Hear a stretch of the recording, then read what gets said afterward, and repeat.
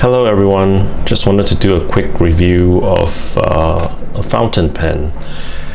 So in these days of COVID, lots of people have new hobbies. For me it was appreciating fountain pens. So I've bought a couple of fountain pens over the last few months and decided to review some of them for those of you who are interested in fountain pens. And this is the first one which I decided to kind of start off with. This is a Moonman T1. It's I bought it from China, I suppose, for about 10 to 12 US dollars. So it's not super expensive. I mean, for people who collect pens, so it's not like a cheap big pen, like a 50-cent pen. Decent price, I thought. So what's so special about this fountain pen? Main thing, I suppose, is the fact that it's made of aluminum. This cap area is made of aluminum, or something that feels like aluminum.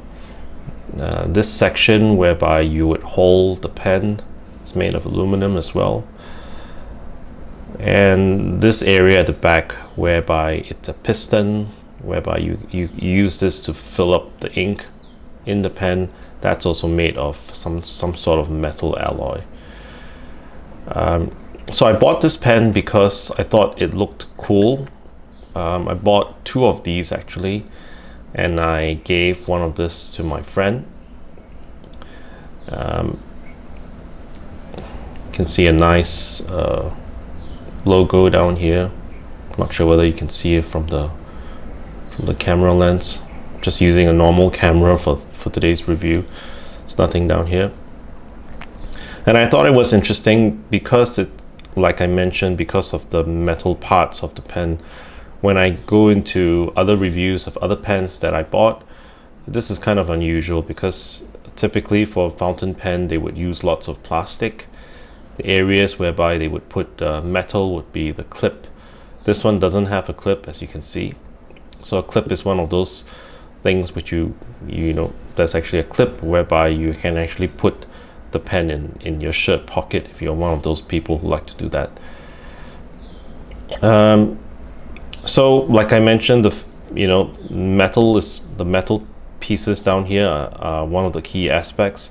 The other key aspect is, of course, the fact that a significant portion of the pen's body is made is actually see-through, right? So this area down here, there's a plastic transparent area whereby you can see the ink that's loaded.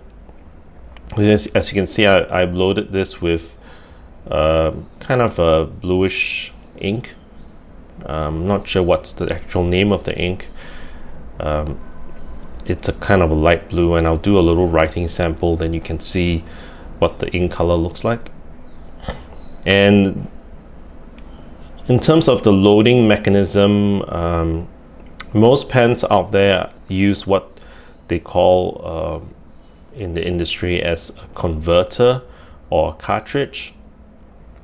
That's where you actually it's typically housed inside this section down here, and you can replace if you're using a cartridge, you can just chuck it once the ink reservoir inside the cartridge is exhausted. Or if you use a converter, you can reuse it because you can actually just suck the ink in and out. In this case, this is using what they call a piston mechanism or piston filler. So all I need to do to kind of fill up ink is actually just to turn this piston down here, and as you can see, there's like a, I'm not sure what this is called, but a piston of sorts would kind of move up and down to kind of suck ink in once you dip it into a bottle.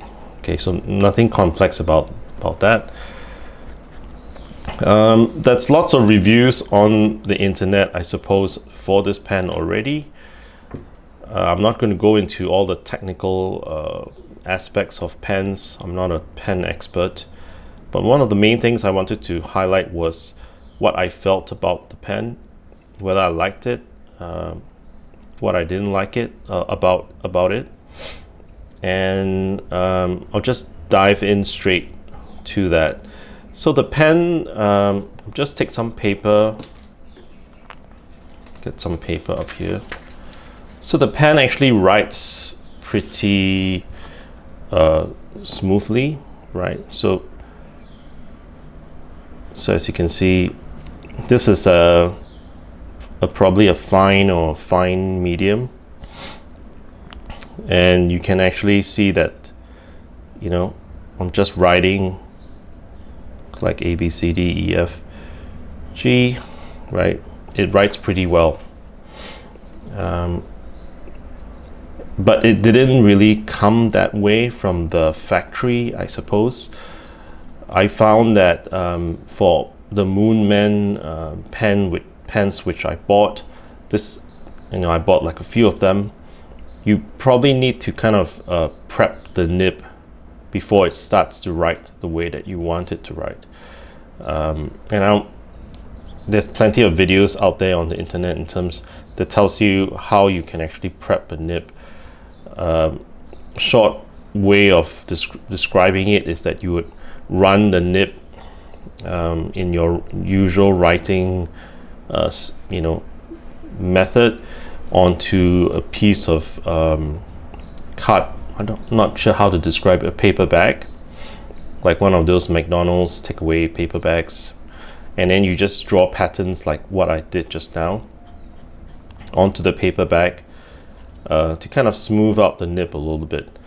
And so that's one of the first things which you want to know, be aware of when you get a Moonman pen. The Moonman nibs out of the box are typically not the greatest. You will need to do a little bit of prepping, like I mentioned. Just run it over a paper bag, just a little bit, and you might even want to kind of do, kind of firmer strokes at the beginning to kind of loosen up the nib, right? So that's what I did. The other thing in terms of feedback about this pen, which I didn't quite like, was this section down here, which is made of kind of a metal alloy. And it could be a personal thing, but I don't prefer pens that have like a metal piece or maybe a matte finish at this section down here. It feels a little bit too smooth when I write, right? So basically when you write, you kind of lose the writing angle, is what I felt, right? Could just be me, right? But other than those two pieces of feedback, the pen writes well. As you can see, it's well made, and I really like the feeling of the metal bits.